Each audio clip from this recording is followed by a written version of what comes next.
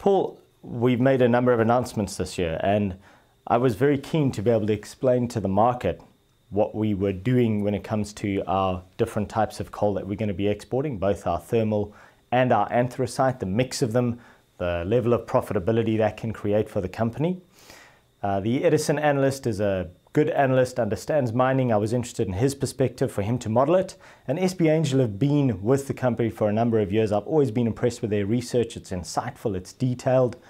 And so I thought the combination of those two, the interpretation and what they ascribe as value to our various areas of business, would represent two good perspectives that our shareholders will be able to take, assimilate, and use in an investment decision.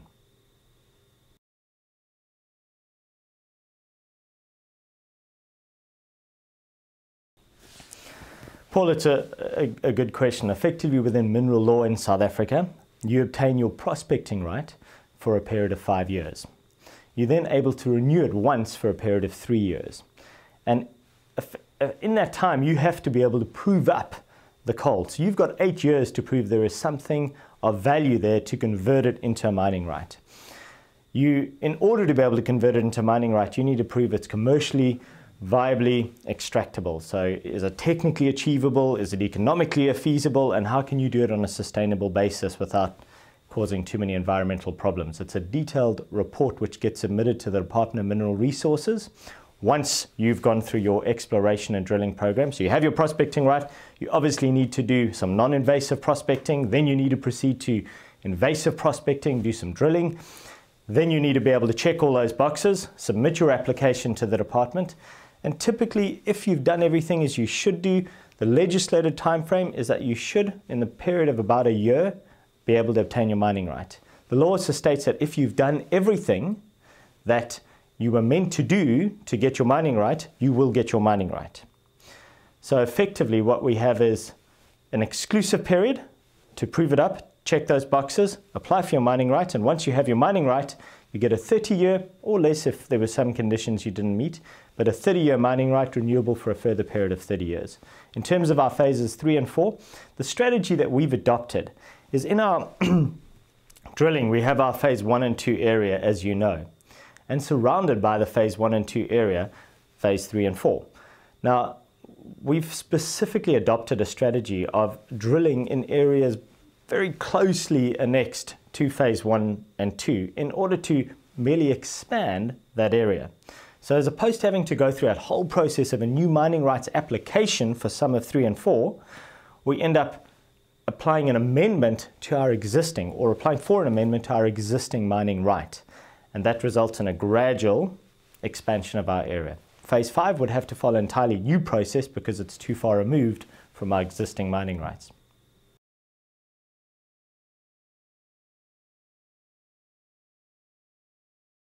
Phase 5 is obviously subject to the board allocating funding to what we want to do. The plan at this stage, and subject to that, is that we've been through a process where we have our prospecting rights. We have agreements with farmers to proceed, which is an important point because although you have the prospecting right, you need to make sure you maintain good relations. You're on someone's farm, you're going to be using water, you have a presence there.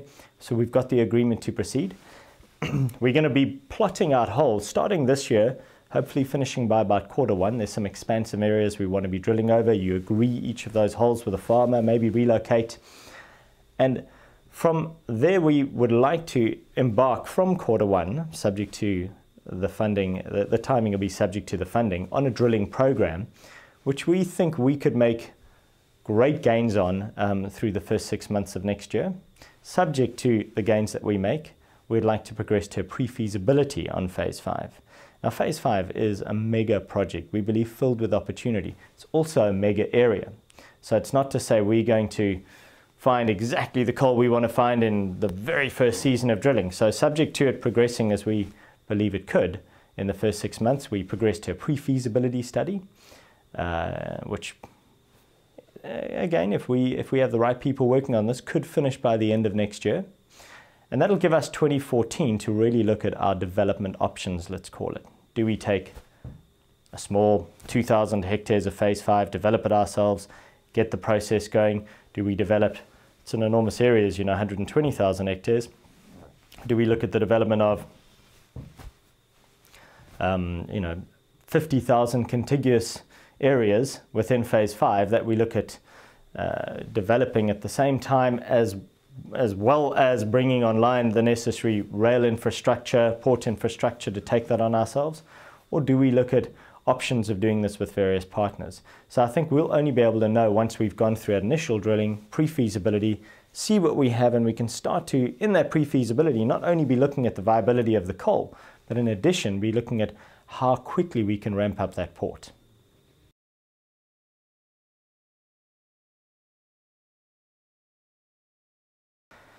Paul, I remember I think it was at an AGM, which was, no, not this recent AGM, but the year before, we spoke of a figure of 25 to 30 million pounds. I remember personally stating that we would need that from a fundraising point of view. We modeled, remodeled, looked at leasing some mining equipment, and we effectively brought that down to 18 to 20 million pounds, which I remember having in a presentation or two that we've done. So we managed to get that figure down quite radically from 25, 30 million pounds to around 18 to 20 million pounds. What we did was in November last year, starting in November last year, we raised just under 2 million pounds, as you know, through Cooch, and we raised just under 9 million pounds now from in the deal that we did working with Richardson's. So effectively we sit on 11 million pounds that we raised of, let's call it 18 to 20 million pounds. We've worked a number of different options. One of the options is the Teller lease financing deal that we put together. Now, we didn't publish a number. It's a lease financing deal. We're leasing these containers on an ongoing basis. But I can tell you that if you were to take 1,500 containers at the value, at the cost it would have been to us, that saves us in our capital requirement probably around another 5 million pounds, 4 to 5 million pounds. So that would leave us in a position where we were arguably looking for 3 million pounds. Where we are right now is we do have some access to cash in the form of a shorter term bridging facility.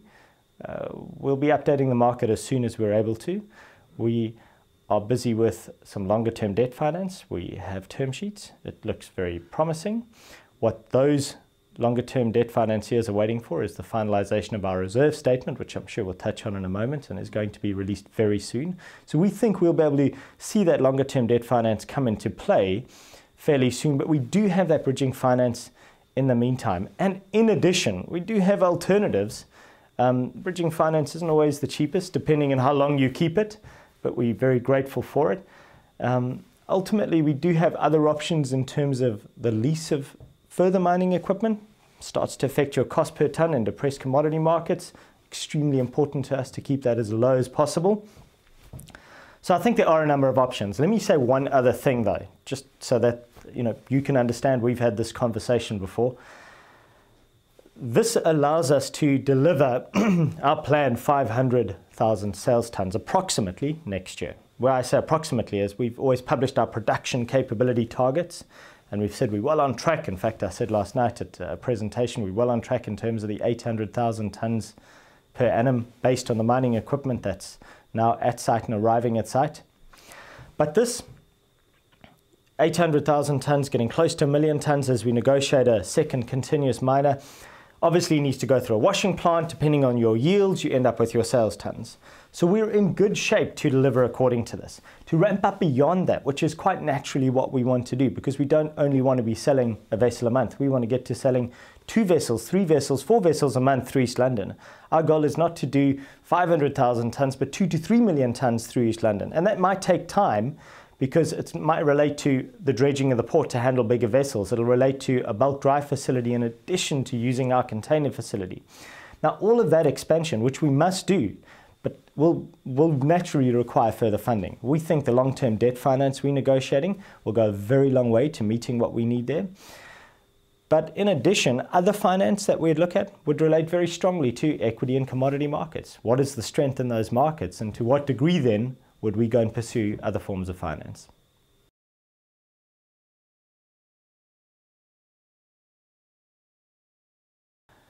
Well, what we've got is basically two types of mining, open cast and underground. Open cast is blast everything off the top, blast. You have your nice layer of your coal seam, we blast it off the top by drilling holes into it, charging those holes, blasting those holes, loose rock, moving it with earth, moving equipment, exposing the coal seam, either blasting the coal seam gently, digging it out and stockpiling it. And we've got some beautiful pictures that'll soon be going up on our website, and they were also in the presentation we did last night. That's what we've done initially, which opens up a very big processing, cold stockpiling, handling area for us. All our offices are going to be, etc. Then we go underground. With the arrival of our mining equipment, we go underground, and we see this mining equipment working, starting to work as from now over the next week. So two forms of underground mining that we're going to be employing. The one is a continuous miner, and a continuous miner is a machine. To me as a miner, it's a beautiful machine. But think of a big barrel with teeth being driven and pushed forward by this body. Now this big barrel with teeth literally eats into the earth with picks and collects the coal, comes out the back of the continuous miner, gets picked up in what is known as a shuttle car.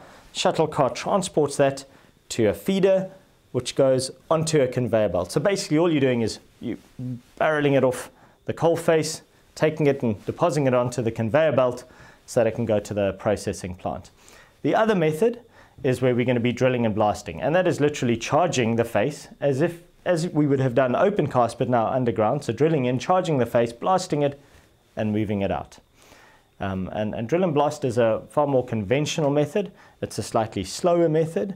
The extraction of tons is not always as quick as your continuous mining. However, you can go into lower seams using your drill and blast methodology, and you don't generate as many fines, which is an advantage. So you need to establish the right mix. You don't use as much power, which is also a consideration. So we're using a good combination of the two. Make sure we've got good production through our continuous miners, but then make sure we can also reach some of those thinner seams with our drill and blast sections.